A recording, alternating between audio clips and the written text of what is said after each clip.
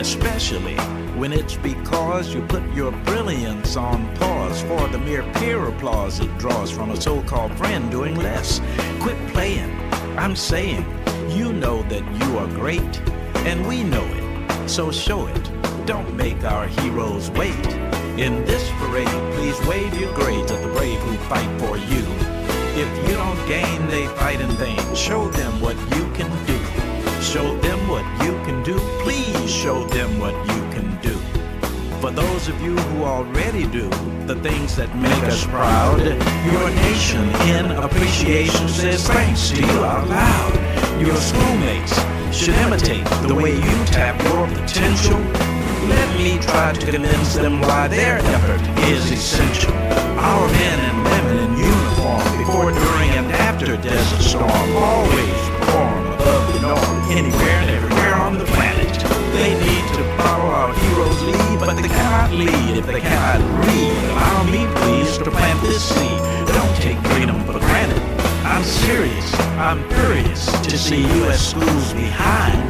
Remove the clatters, just a matter of our making up our minds. In this parade, please wave your grades at the brave who fight for you. If you don't gain, they fight in vain. Show them what you can do. Show them what you can do. Please show them what you can do.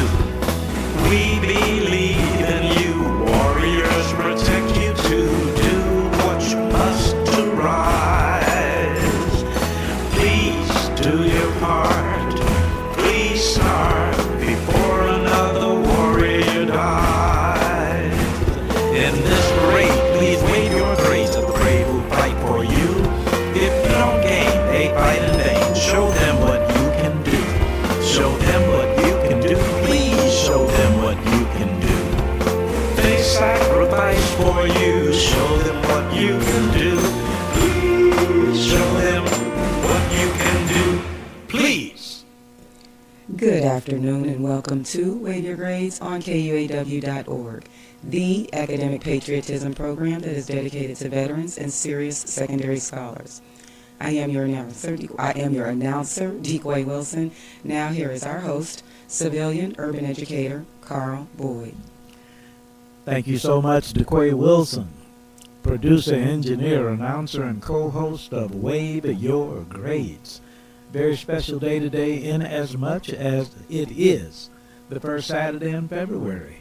This is a Black History Month, and it is absolutely imperative that I begin the program with an acknowledgement of the reason for our very special guests absent this afternoon, and we are in prayer for Daryl L. Hardin's mom. And let me just tell you what a class personality he is. Recognizing that he was scheduled to be on the program, he was making every effort to take care of his mom and yet get here or at least call in by 1 o'clock. And I said to Daryl Hardin, that is way above the call of duty. We cannot thank you enough. Please take care of your mom. She is in our prayers, and we will have Daryl L. Hardin, Sea Cadet instructor with the Young Marines, on a future program. So we are beginning Black History Month on a first Saturday with our first Saturday recurring special guests, attorney Valencia Broadus, who always brings us in, and as we introduce her, Brother Louis George Walker and Sister DeQuay Wilson, we always ask Attorney Broadus, who have you brought us? And she will present her very special guests on the first Saturday in Black History Month. Attorney Valencia Broadus, thank you for being with us. Good afternoon to you.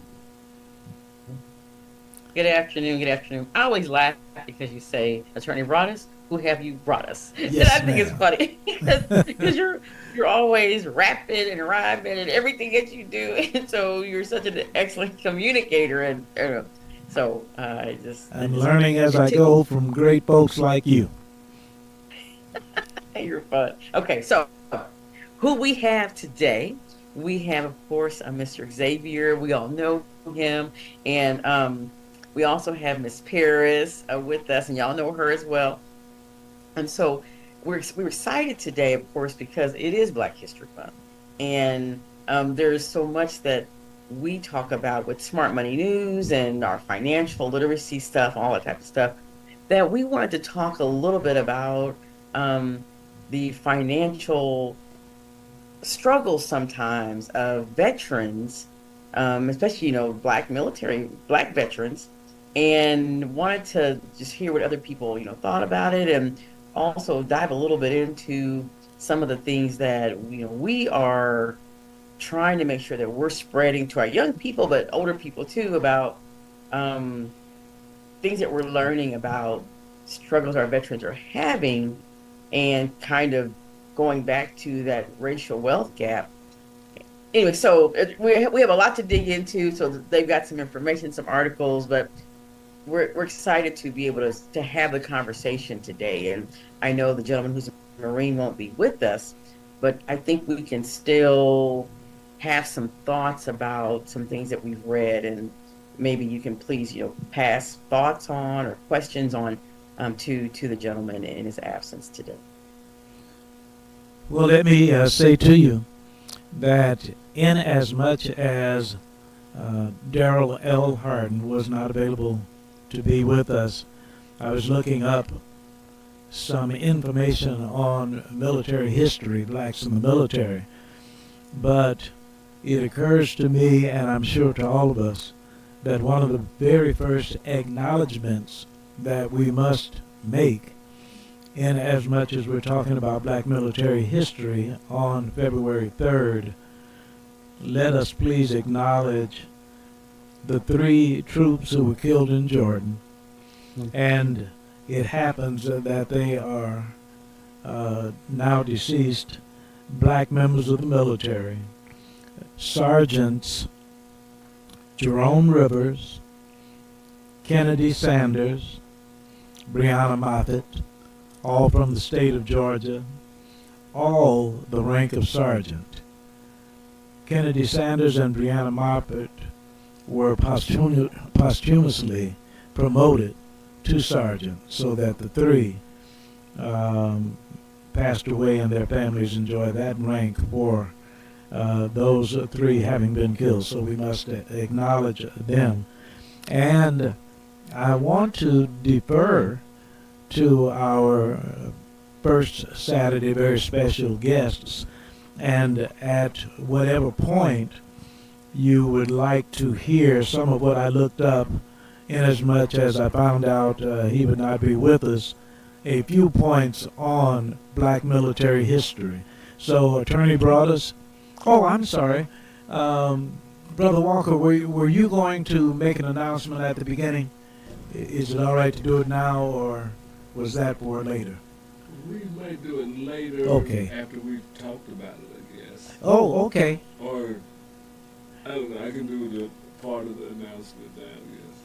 I want to do it in your timing, whatever you think is appropriate for the program and our guests. We'll go with it. We're going to go with it. All right. Attorney Valencia, Broadus, Paris, Xavier.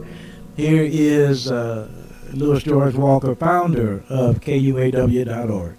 Yes, and welcome. This is KUAW Radio, which stands for Knowledge, Understanding, and Wisdom, Kansas City's global community radio station. And you can pick us up on Facebook, on YouTube, on Twitter, and on Twitch. You can also listen to us if you have a smart speaker on Amazon or Google. Just tell it to play KUAW. And for our audio-only listeners, we're also on Get Me Radio, the TuneIn app, My Radio Tuner, and Online Radio Box. So there are thousands of ways that you can pick us up all around the world. And we hope that you will continue to listen to KUAW Radio. And it is a partnership with the W.E.B. Du Bois Learning Center and the Black Family Technology Awareness Association. The Black Family Technology Awareness Association offers classes in robotics, in drone flying, a Lego League. And if you want to get in touch, or if you want to enroll your children in our robotics program or our drone program, go to our webpage, www.bftaa.org. And in the center of the page, you will see a link that says to enroll a student. Click on it. There's a form you can fill out. And once you fill that out, we'll get an email and someone will contact you. So remember, as you listen to things going on through the day, contact the Black Family Technology Awareness Association at www.bftaa.org. Thank you. Thank you. That is absolutely remarkable. It is amazing how our technology continues to progress. And we don't even use the term technological gap anymore because organizations like Black Family Technology Awareness Association have brought us so close to the top of the scale when it comes to technology. Now, again, Sister Valencia brought us, how would you like us to begin? And again, I did spend some time with Black military history, but let me first let you guide us as it relates to what you had in mind again. Okay, no, thank you. So, first I want to say thank you to Brother Walker for, hold on, can you not hear me well? Oh, I was having difficulty hearing you, but I think, Brother Walker, did you hear her just say that she wanted to thank? Yes, absolutely. Okay, no.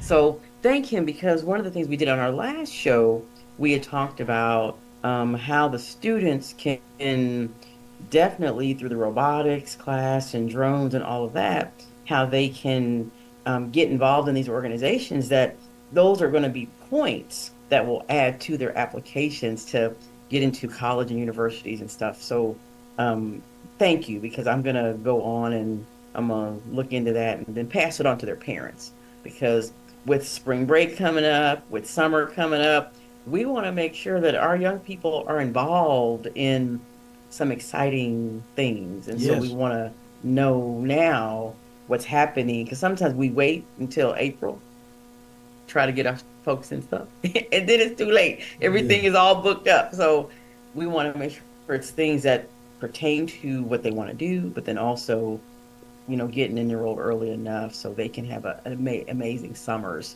because that's that time. So anyway, but I do remember that Mr. Xavier and Mr. Micah both expressed, some interest in learning more about the programs. So we'll look into it. So thank you, Mr. Walker, for okay. So with that out the way, and thank you again, this is the start of Black History Month. So with, I think, everybody all over the world, especially here in the country, we're seeing a lot of military and fighting things going on, in different parts of the country, of the world, really. And so sometimes when we hear about these things being politicized, of, different wars and why we won't stop people, or why the U.S. backs others, the only person that I've seen heavily as a person of color that's speaking on these issues is Mr. Austin.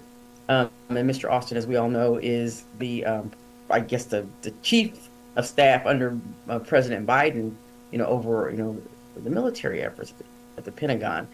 And so when I think about that person, very, very high up and, doing well, making some great things happen, then what's everybody else doing, and where are they? Because often when we see stories about the military, we often aren't seeing them show us. So they did actually show the faces, very early on, show the faces of, the 3 military persons that were killed over there. So to me, that was surprising. That was because they showed them really early. They highlighted that, these were our heroes that, were killed, the 3 young people that you mentioned from Atlanta.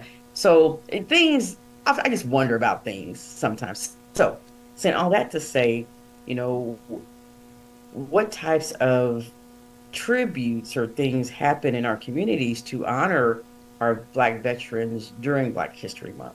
I want to start there so that we just know what happens to honor them. And were you offering that as a question, or did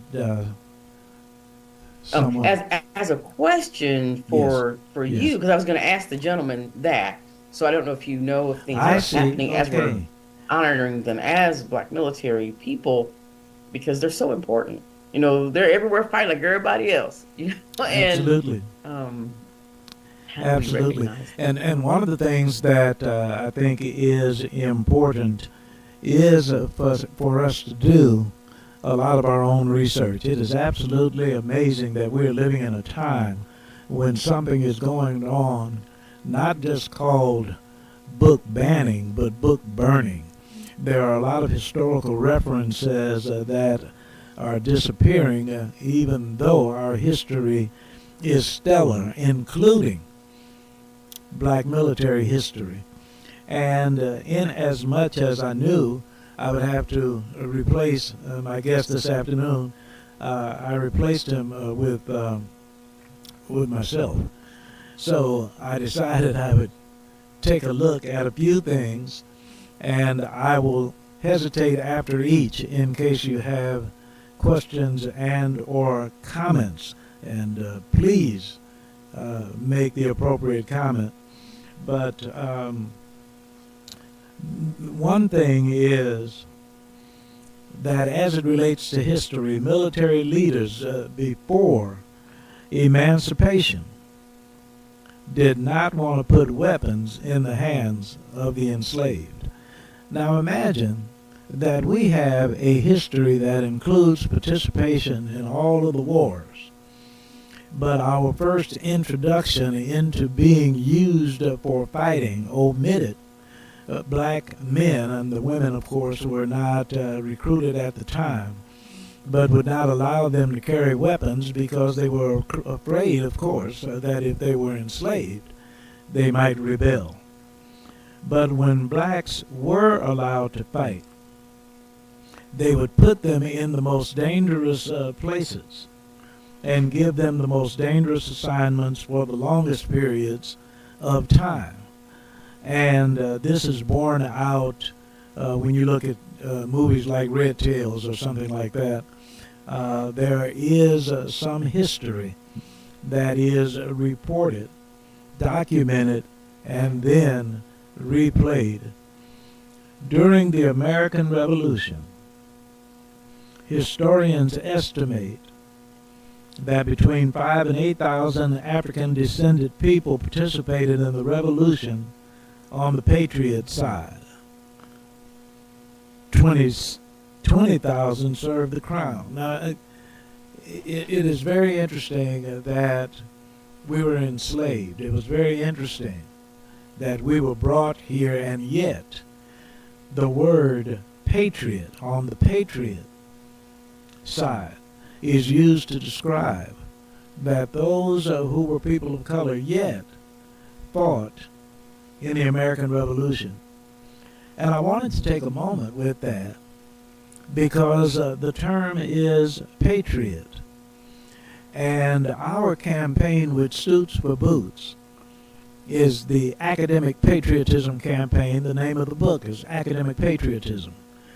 March 3rd will be my 82nd birthday. 82-year-old black man from the south side of Chicago who grew up with AC Dead-Eye, Pig-Eye, and Fat Louie, having the audacity to name one of my books Patriotism, Academic Patriotism. What does a black man from the south side of Chicago who lived in a house that had been bombed have to do with patriotism?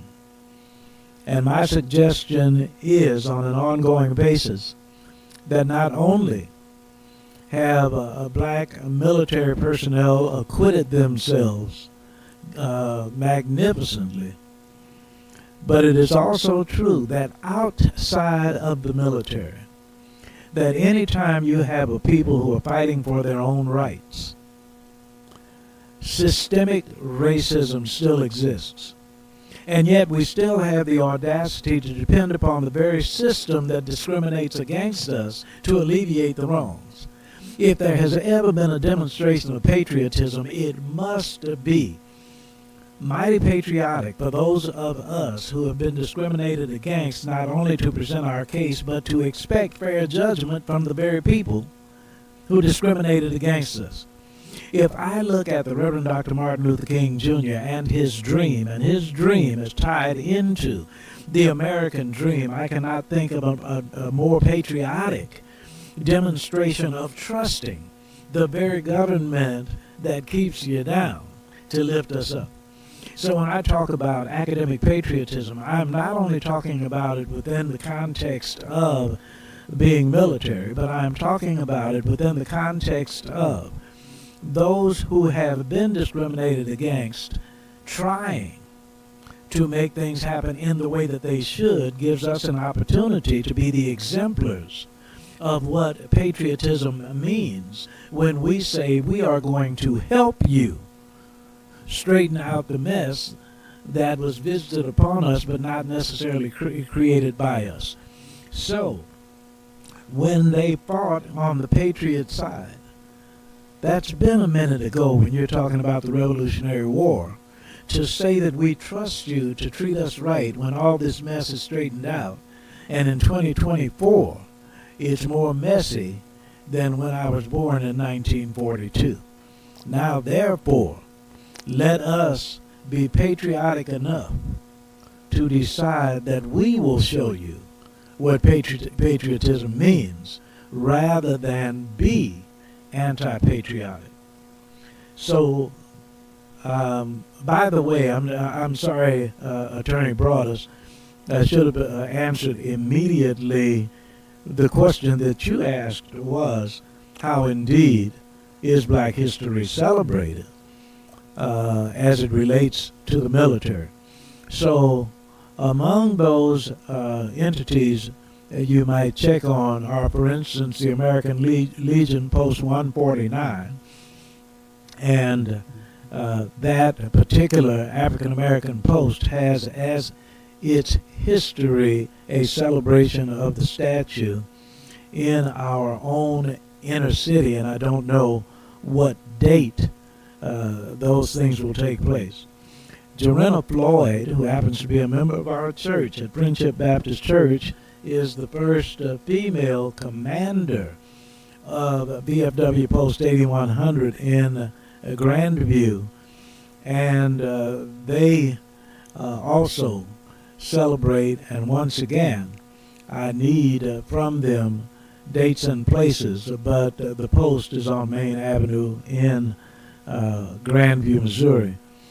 From a national perspective, we will be listing events, celebrations, and special productions, television productions that celebrate blacks in the military. And here in Greater Kansas City, we will take advantage of those events and make the announcements next Saturday. I know that Brother Harden has far more information than I, so I snatched what I could, but it will be a more direct answer next Saturday. I am going to go to a point 4 if you would like, but before I do that, let me give everybody else an opportunity to talk, ask questions, or to offer what you had in mind about today. Yes. So what you shared with us, it fits perfectly as far as the dive-in point for Mr. Xavier and Ms. Paris to share the thoughts when we think about, and you said, our black military, our patriots back then, and even now, they're trusting the government, that to help them, to lift them up, the same one that holds, them down, us down, whoever. But that trust, and we've done some research, looking at the financial, status and well-being of Black Yes. military people compared to non-military people, but also black military people compared to white military people. And we have found, just like everywhere, else in our cultures, these large disparities, that are happening. And so would love it if Xavier and Paris, if there's anything specific from our research that was really glaring that you want to share, please, of course, tell the world who you are and share a little bit of that research that you may have found. And then I'll, dive back in and out as well, and as you need me to. Yes. Miss Paris, we'll start with you. There we go. Okie dokie. Well, hi, my name is Paris Holly. Hello, hello, I've been hello. on here a few times. I'm a engineer by trade, a student, a parent, all the fun stuff in life. Um, and I have done a little bit of research with this in our veterans, and it's very interesting to see, even though they're given certain information, so that they could try to be successful, whether it's financial or even to come back into society, that a lot of people aren't able to take that information, and I don't know if it's just how it's delivered to them or what the case is, but as they grow in knowledge, they have a lot of different resources that are out there that strictly deal with the veterans and or um, active duty participants. So as they go through that process, or as I went through my study process to learn a little bit more, I noticed a lot of them still have not spoke with some financial advisor or something in that order, and a lot of them do not have the means for healthcare, um, or just some of the things that help the financial gap between our counterparts and the others. Um, so it's been a very little interesting piece of life, and I just got really nervous. That's okay. I know there's so much information, so I'll dive in and out, with it.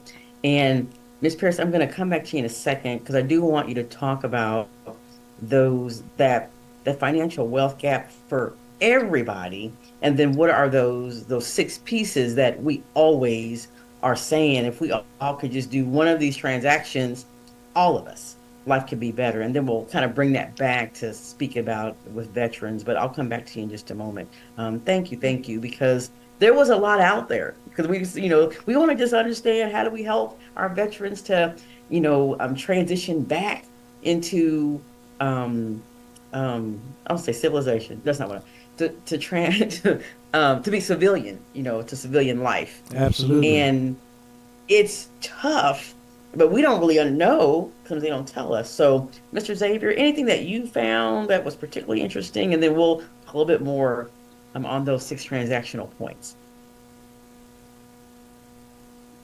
Yes, ma'am. One thing that I found the most interesting, here, let me see if I can find it so I can cite it, quote Thank it.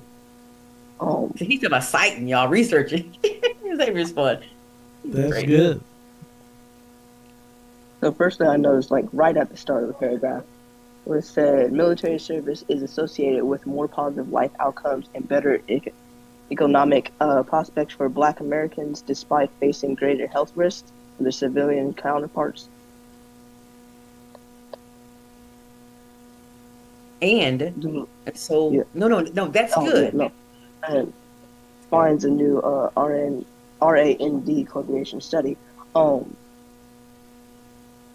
the fact that I found out is that even though they have like more health concerns than their black and white civilians, like including higher rates of hypertension, high cholesterol, type 2 diabetes, prostate cancer, and both chronic and high impact pain. It says controversially, black veterans have significantly lower rates of chronic pain than white veterans and lower rates of marijuana use disorder than any other group. So even they have like higher concerns. Really? No. Sorry, my dad. Um, Yes.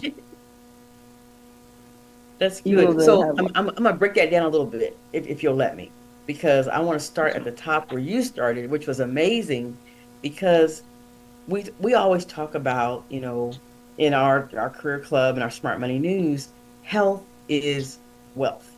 So that article started out, the one that we were focusing on, talking about the challenges that African American military people have coming home, and then living well, and often still having a lot of struggles with, homelessness, transportation, different things. This article says something a little different. It says that actually, um, our Black military, that they do better economically than non-military, Black persons. But then it says, however, they have worse health risk. And so that takes me to, 'cause remember, health is wealth. So if economically, I have more benefits, so to speak, it's because I have more benefits I can take advantage of. But if I don't take advantage of them, as Ms. Paris was kind of mentioning, whether it's, health benefits or education benefits, sometimes because I don't know how, not because they're not there. So the study is saying, hey, world, Black military men, they have lots of resources. Don't worry about them, because that's kind of how that article was kind of starting. But then it had to tell some truth and say, however, they really do have worse health um, conditions, high blood pressure, hypertension, all those things, even though it just said earlier that, but they are economically better and more financially well off.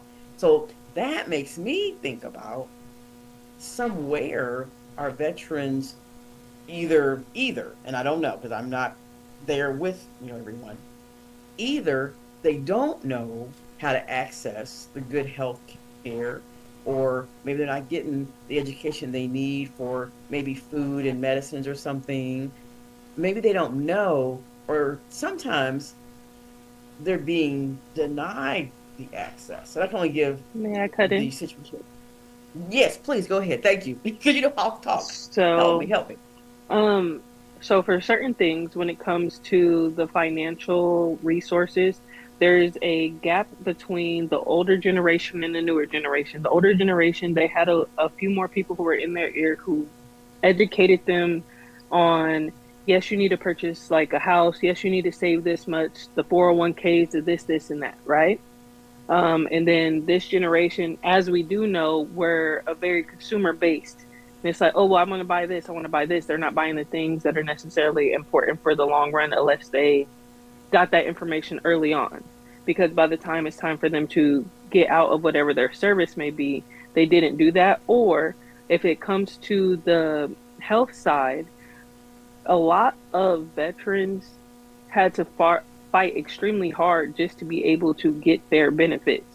There's a piece there that they won't talk about, um, where for this person to get 60% of their disability, 80% of their disability, 95% of their disability, they had to go they had to go through so many different hoops and craziness with the VA or whoever those entities are. I can't remember all of the names of them.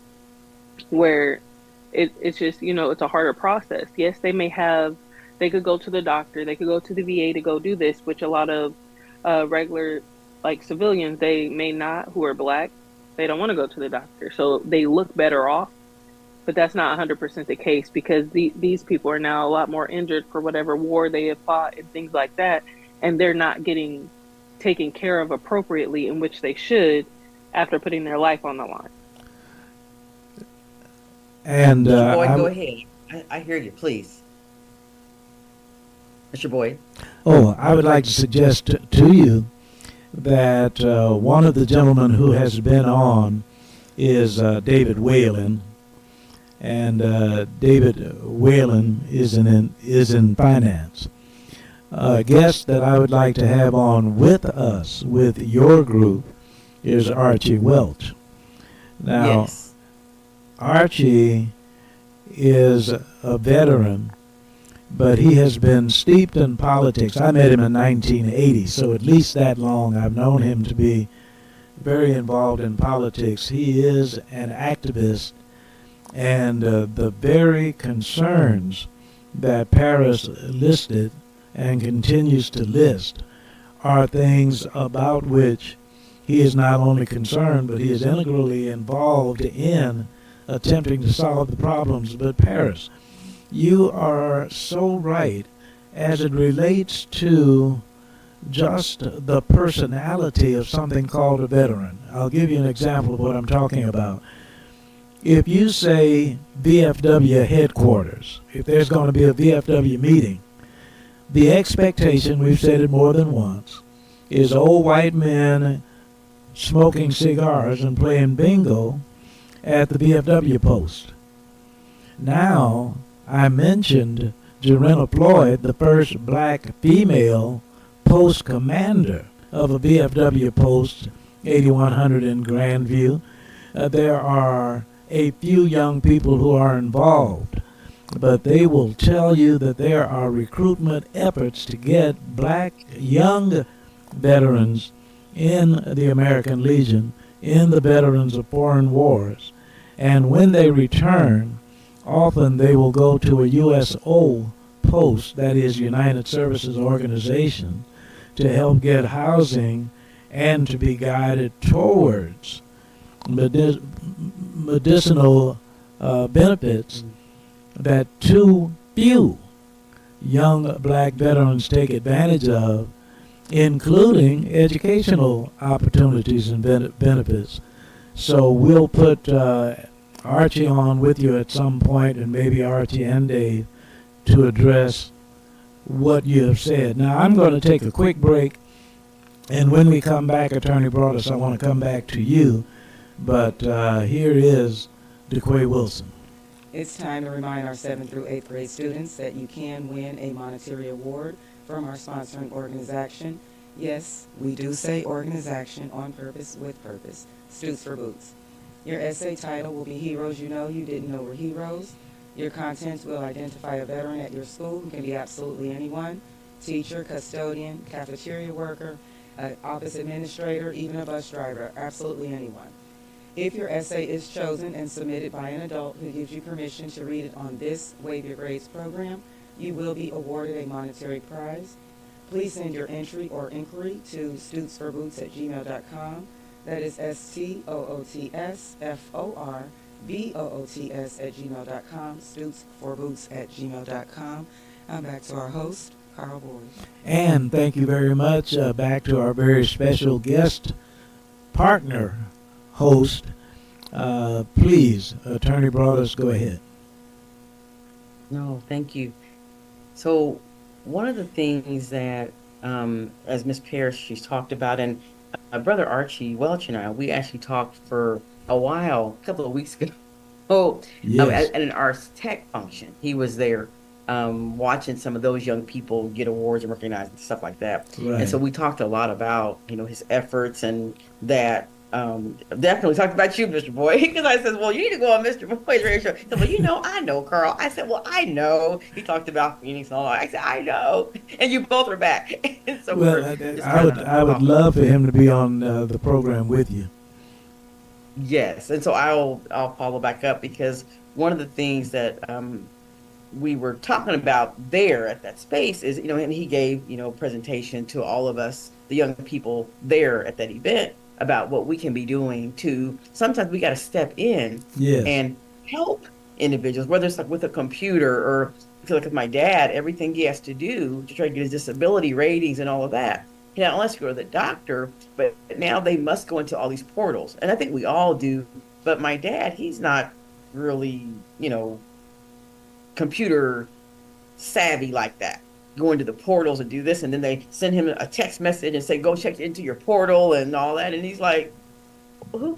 So a nurse Right. comes in weekly, but he's in Texas, and they help him to do those things and figure it out. So what if, though, my dad, as a veteran, he finally got his Medicaid card, and he had been denied for years. because he lives down there. I think I told another lady on the show one time.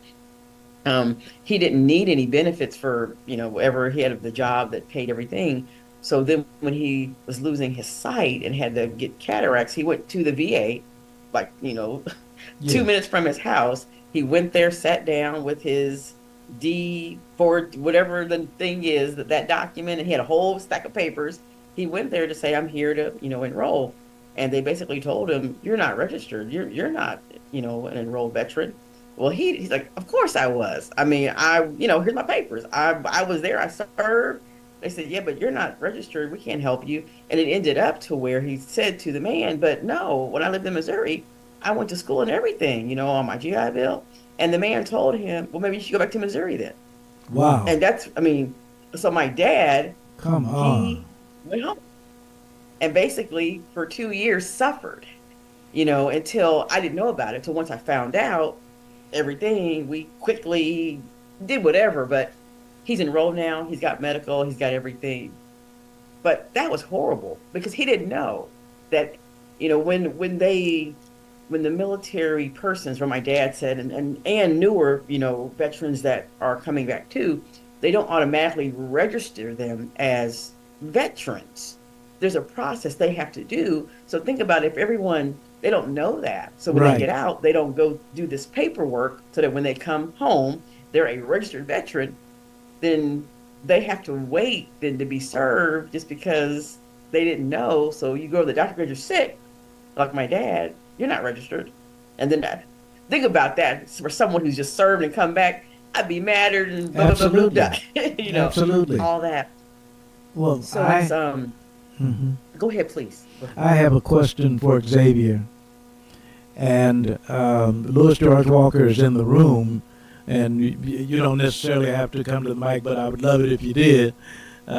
From this standpoint, to Xavier, for young people, Attorney Valencia Broaddus just suggested that this is something we need to look at. Now, here we have the president of the Black Family Technology Awareness Association talking about robotics and drones and those kinds of things being introduced to young people.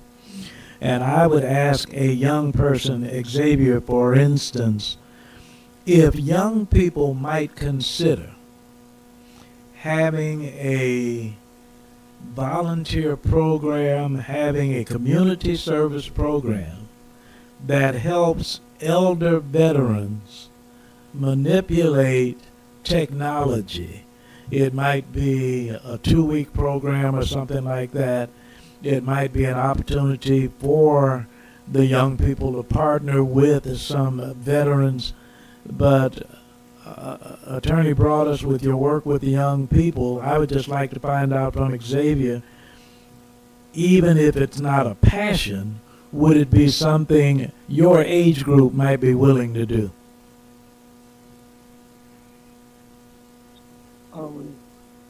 To elaborate, so you mean if there's like a volunteering service, like anywhere, right? Yes, that, sir. would allow young people to come and help older veterans or people like manipulate and like learn how to use technology. Yes, And sir. we do. So yes, sir. That I do know a lot of people who actually want to like follow in and continue it with that type of activity. Even if it's not an interest, a lot of people would love to do that because the best part about learning how to use something is also teaching other people how to Wow. use the same thing. So like with my grandma, she doesn't know how to use a phone or tablet or television. But my favorite thing to do is like break it down and like show her exactly what buttons do what, Yes, what she can sir. do if she like wants to see something, like all of that.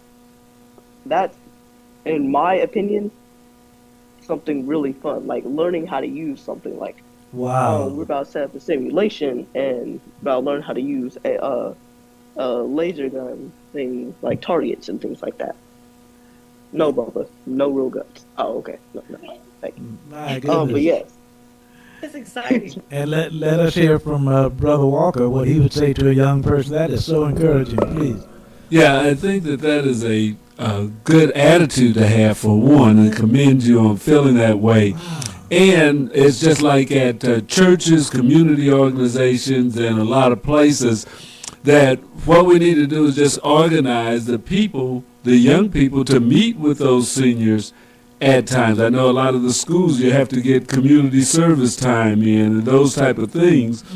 And I think that that would be a good process to bring some of the young people to go to the Veterans Center. The veterans people can set up a space, or even at some what do I want to say, American Legion halls or things like that. Right. There's probably people right there that on a certain Saturday or Friday evening or whatever could meet with some young people and say, we're going to have a class, and they could break down one-on-one Yes. to work together. So I think that this is an opportunity.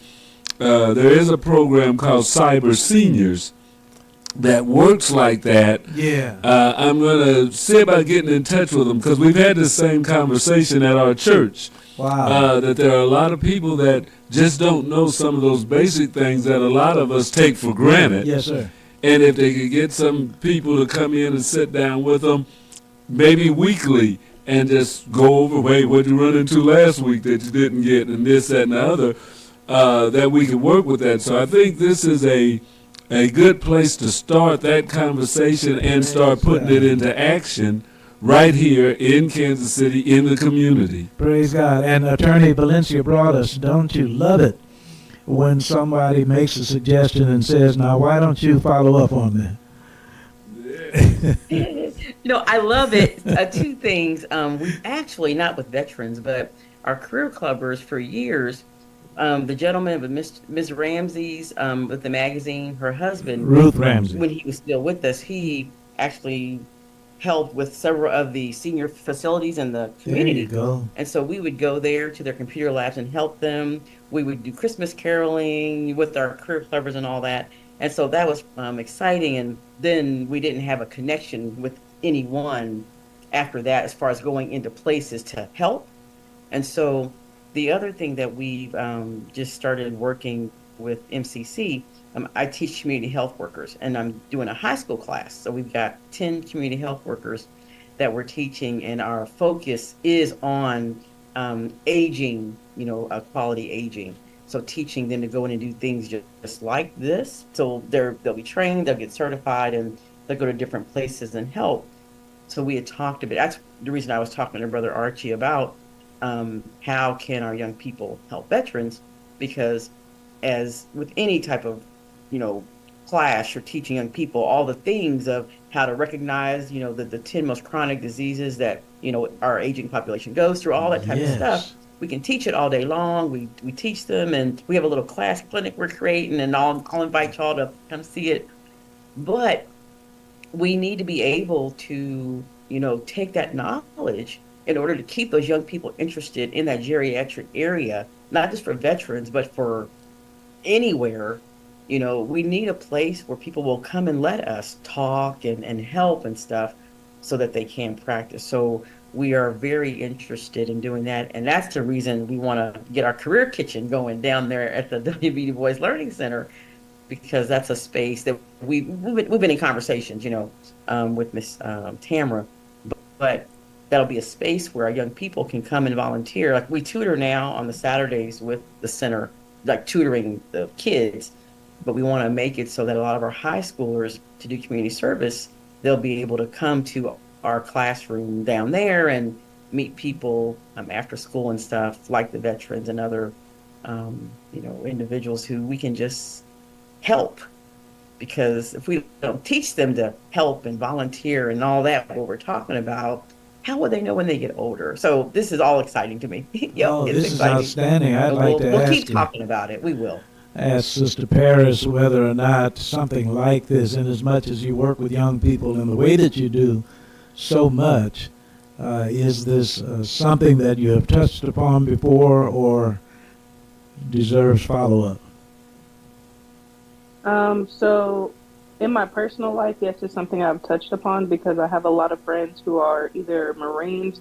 Yeah. They've been in the Marines, the Navy, or the Army. And so for the last, I say, 12 years, it's came up in conversation um, quite a few times, and that's where I started working with the Society of American Military Engineers. So I ended up learning even more, um, and reasons why we need to make sure that they're fought for too, because we're at an age where we are very technology savvy. But once you get older, like Miss B's father, he can't see very well, and Mr. Xavier's grandmother, she can't do certain things. They're not as tech savvy as what we are right now. How do we make those things Yes. accessible for them so that they could be able to do it without having this terrible piece of customer service that we're going through right now Wow. in this generation, and trying to have them get help to where they don't just get frustrated and leave it all the way to the side and just say forget it because they need it. So it's something I'm working on the side. I just didn't at the beginning understand how this also helped, how it related to the gap. So yeah. Well, this is absolutely wonderful. You make me mindful of a training manual I began and did not finish called Practice Makes Profit. Those who are in public service, if they would practice just the kinds of courtesies and information giving, it would enhance their business, not take away from it. So you are already way ahead of me, and this is so good. And to do something like this, attorney brought us, even if we had Brother Xavier to be a spokesman for us at his age, his positiveness and intelligence really are attractive to those who would follow and want to help. So this is just a positive program all the way around. We're coming to the end of the program, so let me ask Valencia and guests how you would like to close it out before we close it out. Yes, I think that this, what we're talking about, an opportunity to find ways again to connect our young people to our veterans. This is another example of how we could do that. And if we can find a way before next month to maybe meet offline and make some calls and do some things, and of course get Brother Xavier and others on a call, I would love to do that Wow. because spring break is coming up, and all the Yes, young ma'am. people, that may want, we got to organize them now. And so I think we talk about that, and fundraising, different things we'd have to do to make sure that our students they got to be able to get there, get places, have snacks, and blah, blah, blah, blah, blah. So I'm always interested in how we make the initiatives happen, and with Xavier saying, yeah, I'd be interested. I know Yes. others. We better jump on it because he knows people. And if we don't, pull them in to help us, they'll find something else to do, which is cool too. But if he's like, this sounds good, anyway, that's my thing. Let's do it. Outstanding. All right. Anyone else before we close? In that case, a very, very sincere thank you for the participation not only on the program but for all that you are doing and what we are talking about today. And I am mindful, just in case there is someone on the line who has relatives, I'm a civilian, and yet I'm a member of the Veterans of Foreign Wars Auxiliary because my oldest brother was in a foreign war. So we don't all have to be members of the military to be partners with the military. And when they see this group, believe me, they are encouraged. Thank you, thank you, thank you. Here is Sister DeQuay Wilson. I'd like to thank our guests and listeners for joining us on your Students for Boots Wave Your Grades program. We come to you live every Saturday from 1 until 2 p.m. Central Standard Time from the W.E.B. Du Bois Learning Center right here in Kansas City, Missouri. I am your announcer, DeQuay Wilson. Now, our host, Carl Boyd, will close with Carl's commentary on academic patriotism and his daily message for students in honor of our veterans from his book, Morning Messages. Thank you so very, very much. As a matter of fact, my Carl's commentary on academic patriotism is really based upon the conversation that we have been having. And it occurs to me that as we look at three troops who unfortunately met their demise, who are black, at the beginning of Black History Month, not only reminds us of the fact that we pay as much a price as anyone in our service, but let us also not be selfish, because that does not mean that we are not appreciative of whites and Hispanic and Native Americans and whomever it might be who make those sacrifices. And I have been known to say that I am less interested in black history than I am in fact history. And if you tell fact history, you cannot omit black history, because we are an integral part of it. And so let us continue in this month, but then go way beyond. Now, to students across the USA, your Students for Boots message for this day, February 3rd. As they lead, we must read. My name is Carl Boyd for DeQuay, Wilson, Louis George Walker, and the Smart Club. Thank you, gracious God and wonderful Wanda. I'm on my way home. Bye.